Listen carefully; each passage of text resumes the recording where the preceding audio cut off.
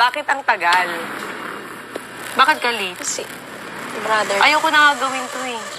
Ayan, pinaalala mo. Naku, hate ko pa naman yan. Hindi po. Next time po maaga ako. Wala nang next time.